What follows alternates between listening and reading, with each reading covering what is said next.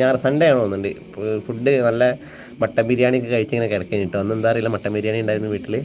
അപ്പോൾ അത് കഴിച്ചിങ്ങനെ കിടക്കുമ്പോൾ എൻ്റെ വൈഫ് വന്നിട്ടാണ്, ഏട്ടാ നമ്മളെ ഈ വൈ സ്റ്റുഡിയോയിൽ പറഞ്ഞ കൊടുത്ത് ഒരു ത്രികോണം വന്നിട്ടുണ്ട്, നമ്മളെ പൈസ ഡോളറൊന്നും കാണില്ല അറിഞ്ഞ്. 66 ഡോളർ കയറി കിടക്കുന്ന ടൈമിൽ കേട്ടോ.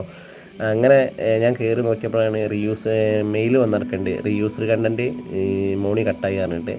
അങ്ങനെ ആകെ പിരാന്തായി പോയിട്ടോ. ഒരുപാട് കഷ്ടപ്പെട്ടിട്ടാണ് മോളും വൈഫൊക്കെ ഞാനൊക്കെ അഭിനയിച്ച്, ഇന്ത്യക്ക് അഭിനയം കാണാൻ മോളെ അതിൽ കയറിയിട്ട്. ഒറ്റ മിനിറ്റ് ഞാൻ ആ ചാനലിൽ ഒരു ലിങ്ക് ഇട്ടരട്ടെ നിങ്ങൾക്ക്.